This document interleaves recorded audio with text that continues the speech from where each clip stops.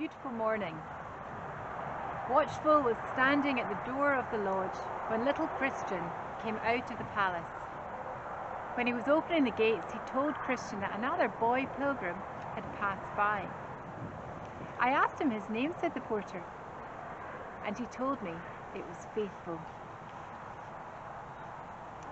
"Oh," cried little Christian, "I know him very well. His house was quite near to ours. How long has he been gone? Do you think I could overtake him?" "Oh, it's about half an hour since I saw him," replied Watchful. "I should think by this time he will be at the bottom of the hill." Christian was so pleased at the thought of having a companion that he decided to walk as quickly as possible in order to overtake Faithful. He said goodbye to his new friends at the Palace Beautiful and set off again on his journey on the way of the king to the Celestial City.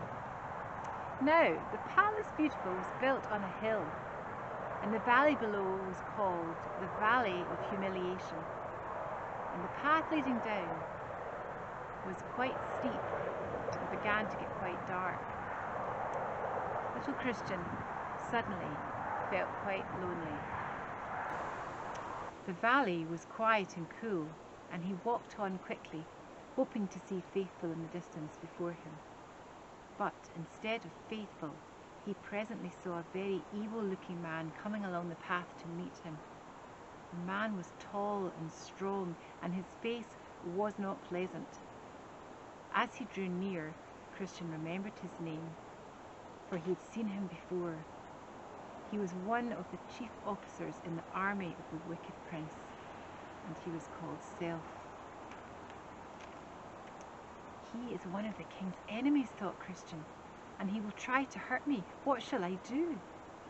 At first he thought he would turn round and run toward the foot of the hill again. But then he remembered that he had no armour on his back, and that his breastplate and shield would be of no use to him unless he faced his enemy. So he determined to trust in the king and go straight on. Perhaps as he was such a little boy, Self would pass by without taking any notice of him. He walked on steadily, and in a few minutes Self was quite close to him. "I should like to know where you've come from," he said, stopping in front of Christian and looking down at his bright armour. Christian felt very frightened, but he answered, "From the City of Destruction." "And where are you going?" "To the City of the King." "Perhaps you've forgotten," said Self, "that the City of Destruction belongs to me. If you were not a little boy who can be taken back again, I should kill you for running away without my leave." "I know the city belongs to you," replied Christian bravely, "but the king loves me better than you do, and I would rather live with him." Then Self smiled. "Don't be foolish," he said. "I can be very kind to people when I like them, and if you will come back with me and promise not to run away again, I will not be angry with you. You shall live in my house and be one of my own servants." "I am one of the king's servants," said Christian. "That does not matter. The king's servants often run away from him. Besides, you were my servant when you were at home, and you ought to be very glad that I am willing to forgive you and take you back again." Poor little Christian felt that the tears were coming into his eyes and his lips were beginning to tremble, but he answered, "I love the king and I would rather be his servant. Please let me go on." But Self had made up his mind that Christian should go home with him. So he said, "Don't be in a hurry. Just think of all the trouble you may meet with on the way. Our soldiers are up and down everywhere, and if they see you and try to hurt you, I don't suppose the king's going to take the trouble to help a child. You know you've served him badly since you set out. You fell into that slough. You took your eyes off the path." Little Christian knew that that was true, and he wondered how Self had heard about it. "I have been very sorry," he said, "and the king will forgive me. He knows I'm only a little boy." Then Self could not keep back his anger any longer. He'd been speaking gently because he wished Christian to forsake the king of his own accord, but when he saw that his words were of no use, he became fierce with passion. "I hate your king," he cried, "and everybody and everything belonging to him. You are my servant, and you shall never go to the celestial city, for I will kill you." Little Christian had scarcely time to put up his shield before Self began to throw fiery darts at him, and he feared that he would soon be killed by them.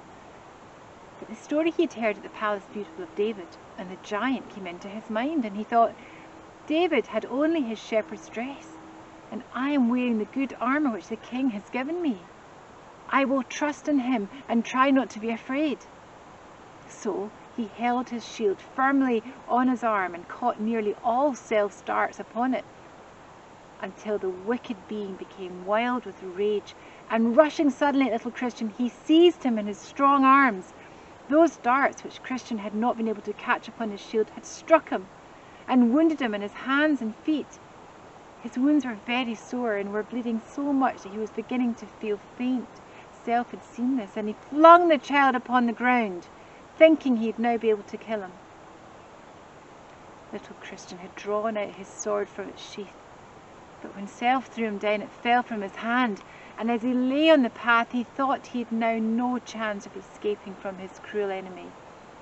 But just as Self was going to strike his last blow, Christian saw that the sword lay within his reach. He put out his hand and caught it up, and before Self had time to prevent him, he thrust it into the soldier's body and gave him a terrible wound. Now, the soldiers of the wicked prince could not bear the pain of a wound given with one of the king's swords, and Self cried out when Christian struck him. Then the boy's courage came back to him, and he thrust the weapon at his enemy a second time, and after that Self fled away across the valley, and Christian was left alone. He lay for a minute upon the path, and then he got up and looked around. All over the grass lay the sharp darts which had been thrown at him, but Self was gone. Christian could not see him anywhere.